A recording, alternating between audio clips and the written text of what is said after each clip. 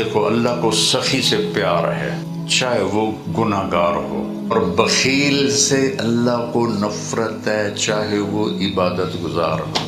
شیطان کہتا ہے سخی نافرمان سے ڈرتا ہوں کہ پتہ نہیں کب اس کی سخاوت اس کو بخشوا دے، اور عبادت گزار بخیل سے مطمئن ہوتا ہوں کہ کوئی نہ کوئی ایسے کے پیچھے یہ ایسا بلنڈر کرے گا کہ دوزخ میں جائے گا۔ دیکھو اللہ نے پورے قرآن میں کہا بے اموالکم و انفسکم، بے اموالکم و انفسکم، پہلے مال کو ذکر کیا پھر جان کو ذکر کیا ہے، حالانکہ جان زیادہ قیمتی ہے، مال تو ادنا شے ہے۔ یہ کیوں ذکر کیا ہے کہ جہاں آدمی پیسہ لگاتا ہے وہاں اس کی جان آپ ہی لگنا شروع ہو جاتی ہے۔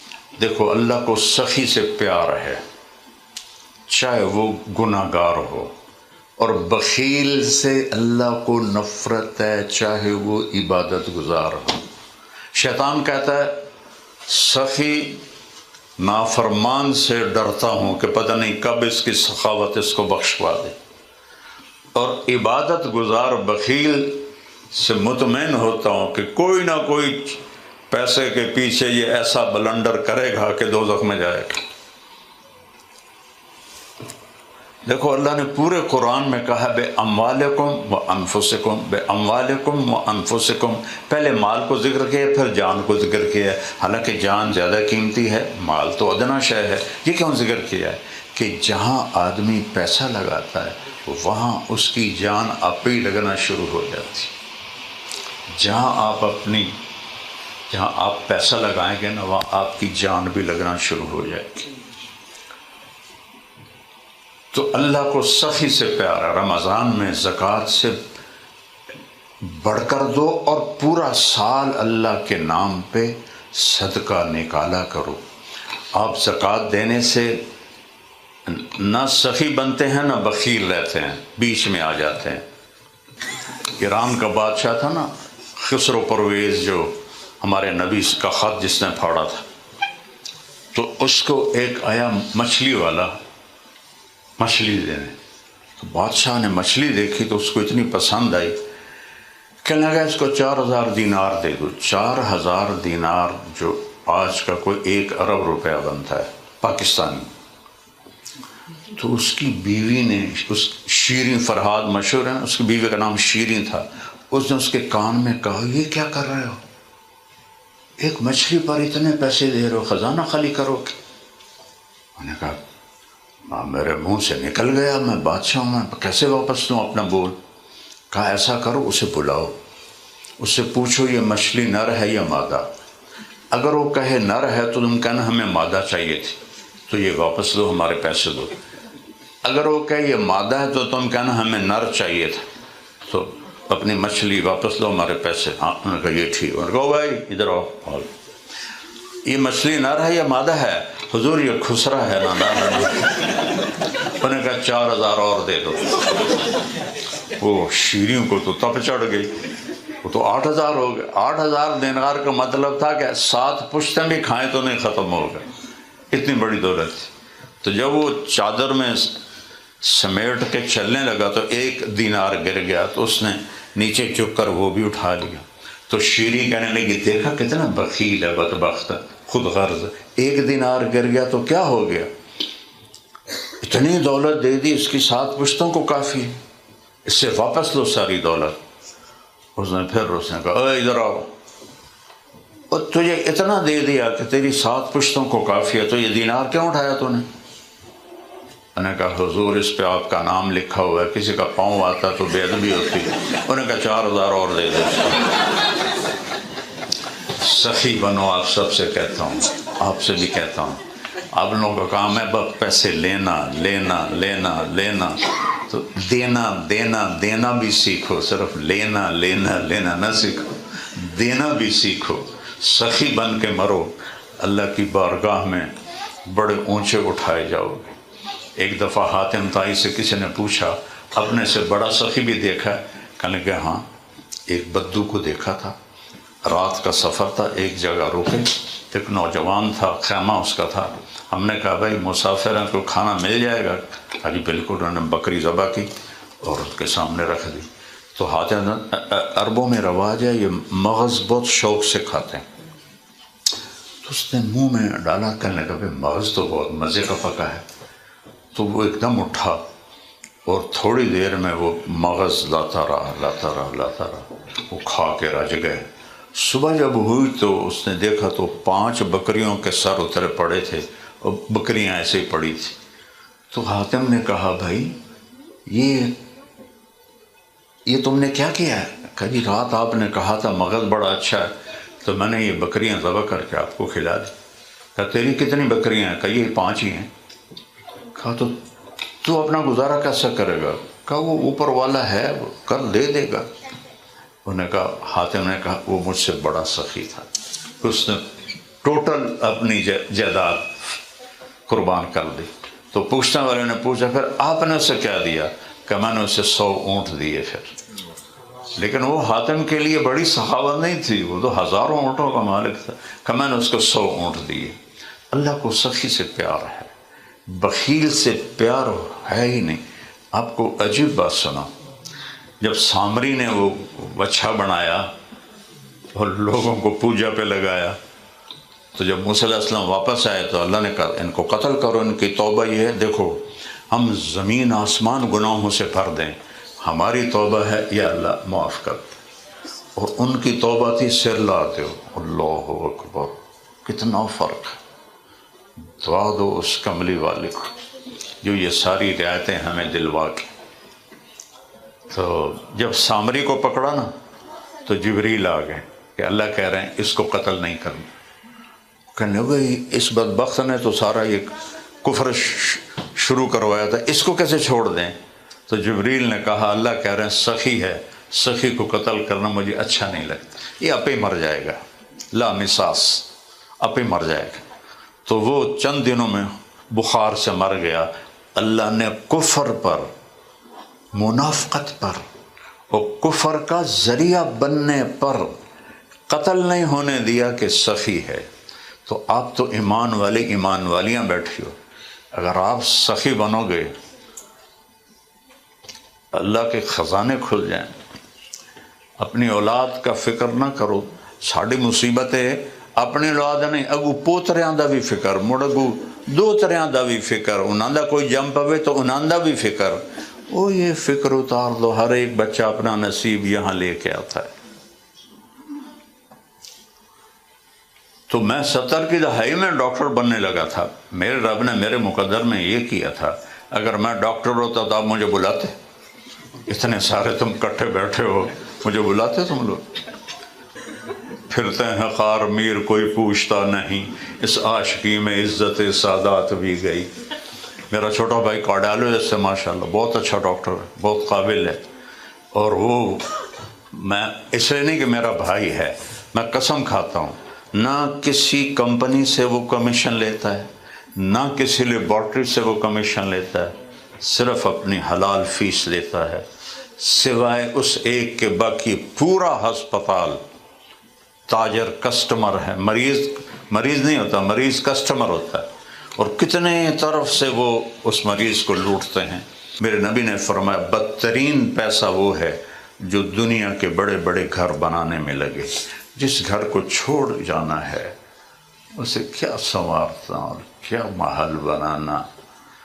اجل ہی نے چھوڑا نہ کسرا نہ دارا، اسی سے سکندر صفات بہارا، ہر ایک لے کے کیا کیا نہ حسرت ستارہ، پڑا رہ گیا سب یوں ہی ٹھاٹھ سارا، جگہ جی لگانے کی دنیا نہیں ہے، یہ عبرت کی جا ہے تماشا نہیں ہے، یہی تجھ کو دن ہے رہوں سب سے اعلیٰ، ہو زینت نرالی ہو فیشن نرالا، جیا کرتا ہے کیا یوں ہی مرنے والا، تجھے حسن ظاہر نے دھوکے میں ڈالا، جگہ جی لگانے کی دنیا نہیں ہے، یہ عبرت کی جا ہے تماشا نہیں ہے، تجھے پہلے بچپن نے برسوں کھلایا، میرا لال میرا لڈو میرا پیڑا، جوانی نے پھر تجھ کو مجنوں بنایا، بڑھاپے نے پھر آ کے کیا کیا ستایا، اولاد بھی کہہ کہ دعا کرو ابا جی سوکھے ہو جاون، یعنی ساڑھے مگرو لے جاون، سوکھے ہونے دا مطلب جانا ساڑھے مگرو لے جاون، بڑھاپے نے پھر آ کے کیا کیا ستایا، اجل موت کو کہتے ہیں، اجل تیرا کر دے گی بالکل صفایا، جگہ جی لگانے کی دنیا نہیں ہے، یہ عبرت کی جا ہے تماشا نہیں ہے۔ یہاں میرے رب نے ہمیں امتحان دے کے بھیجا ہے، ہر ایک کا اپنے اپنے شعبے میں اس کا ٹیسٹ ہے کہ وہ کس طرح اپنی زندگی گزارتا ہے۔ اگر اللہ کو راضی کر کے مرا ہے تو بادشاہ بھی ہے تو کامیاب ہے، اور اللہ کو ناراض کر کے مرا ہے تو فقیر بھی ہے تو ناکام ہے اور برباد ہے۔ اور اللہ کو راضی کرنا دنیا کا سب سے آسان کام ہے۔ اب ایک لفظ کہتے ہیں یا اللہ میری توبہ، اللہ کہتا ہے جاؤ سارے معاف کر دے۔ ایسا مہربان کوئی ملے گا؟ میں چونکہ بہت زیادہ یہ مضمون بیان کرتا ہوں تو ایک دفعہ جاوید چودھری کا مجھے فون آیا، وہ کالم لکھتا ہے، وہ کہنے لگا مولوی صاحب آپ لوگوں کو گناہوں پہ ابھار رہے ہیں۔ میں نے کہا تیرا بھلا ہوئے، بیڈا پٹھگ میرے تو الزام لاتا ہی۔ میں کہا یار وہ کیسے؟ آپ کہتے ہو جتنی دفعہ مرضی توبہ ٹوٹے توبہ کر لو اللہ معاف کر دے گا۔ آپ کا نوکر 3-4 دفعہ غلطی کرے اور معافی مانگے پھر آپ اس کو معاف کرو گے؟ میں کہا یار تو طارق جمیل تیرا بنو ایک بنا چھڑے ہیں، اور میرا تو بیٹا بھی کرے گا نافرمانی تو میں کہوں گا یا پتر اور آپ اپنے حصے دی زمین سانب تے جا میری جان چھڑ۔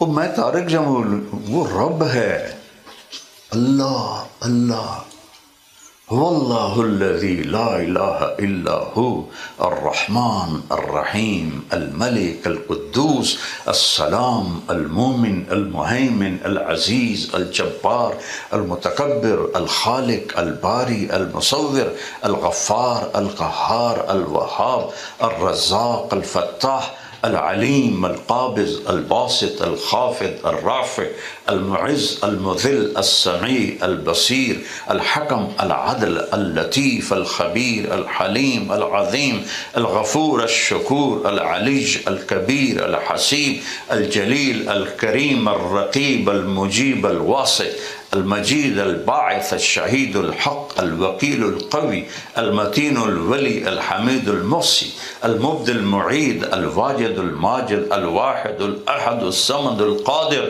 الاول الآخر الظاہر الباطن الوالی المتعال البر التواب المنتقم العفو الرؤوف مالک الملک ذو الجلال والاکرام المقسط الجامع الغنی المغنی المانع الضار النافع النور الهادي البديع الباقي الوارث الرشيد الصبور جل جلالہ ذالکم اللہ ربکم الحق، یہ ہے تمہارا سچا رب۔ فماذا بعد الحق الا الضلال، وہ اللہ کو چھوڑ کے کدھر جا رہے ہو؟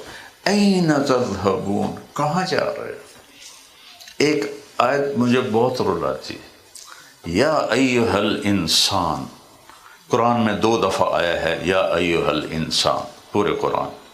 یہاں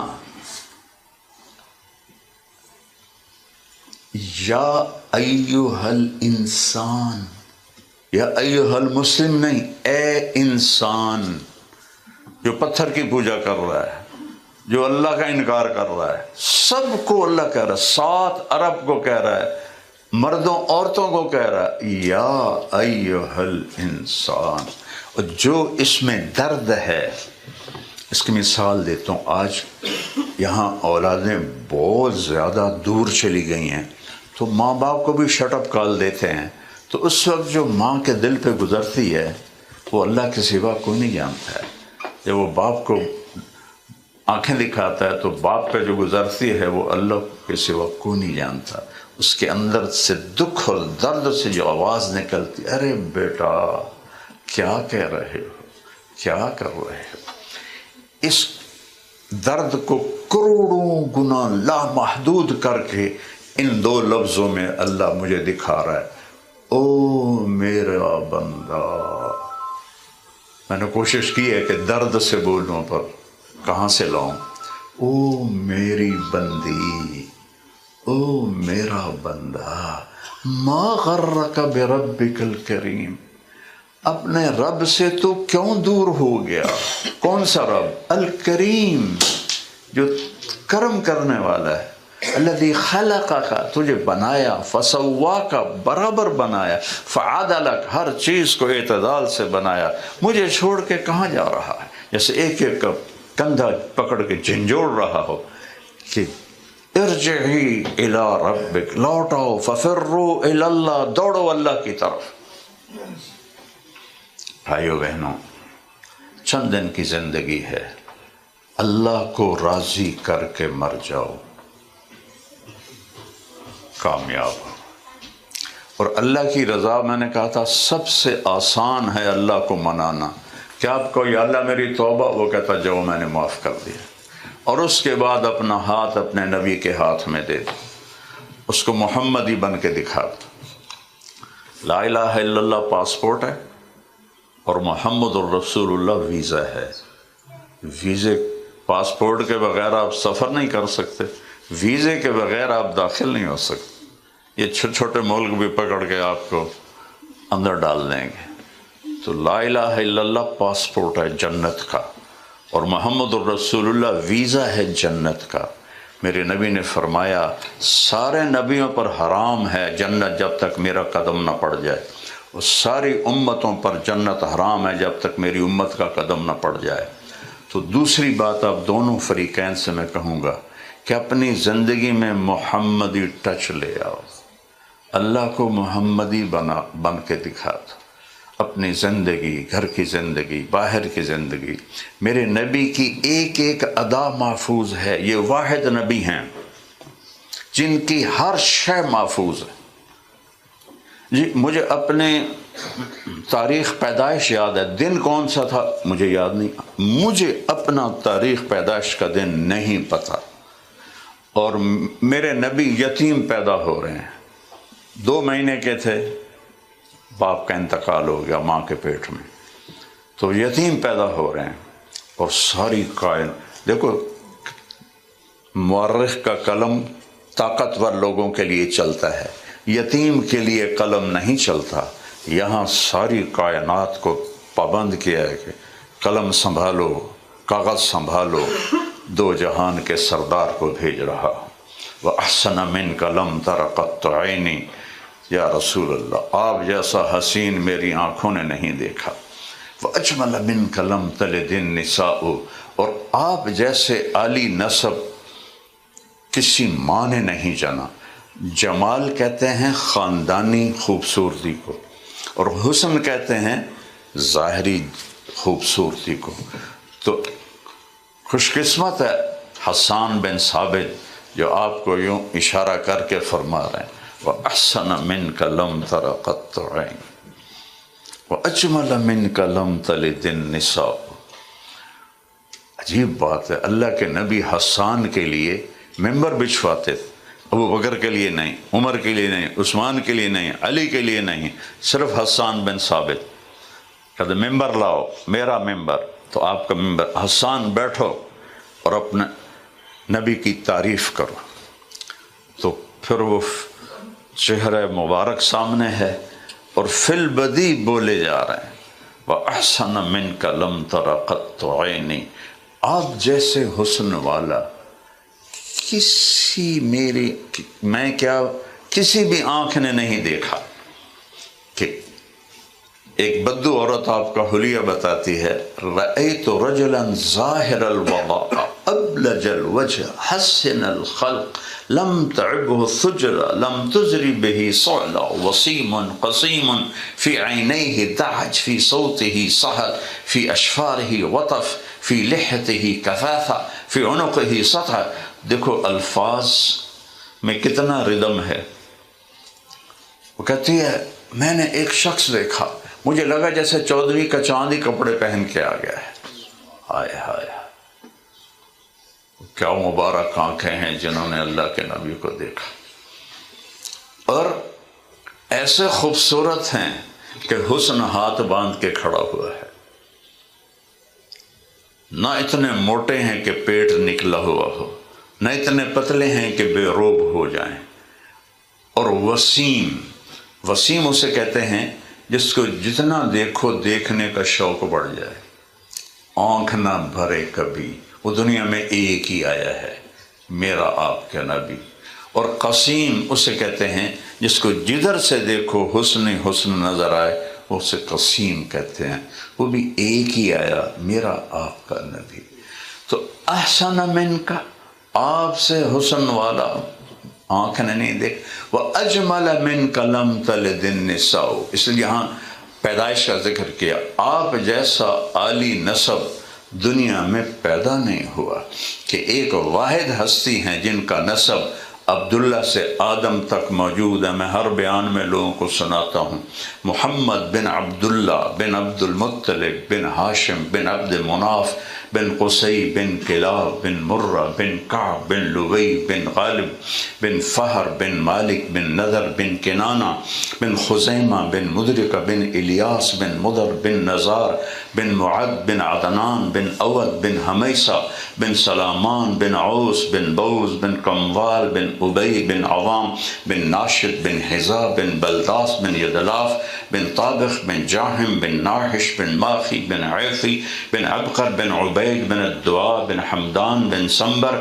بن یثربی بن یحزن بن یلحن بن ارعوا بن عیلی بن زیشان بن عیسر بن اقنات بن ایہام بن مقصر بن ناہل بن زہر بن سمی بن مزی بن عوض بن عرام بن قیدار بن اسماعیل بن ابراہیم بن آدر بن ناحور بن سرور بن رعوب بن فائق بن عابر بن ارفخشاد بن سام بن نوح بن لامر بن متوشال بن ادریس بن یرد بن ملحلئیل بن قینان بن آنوش بن شیس بن آدم علیہ السلام۔ وَأَجْمَلَ مِنْكَ لَمْ تَلِدِ النِّسَاءُ، آپ جیسا عالی نسب کسی ماں نے نہیں جنا ہے۔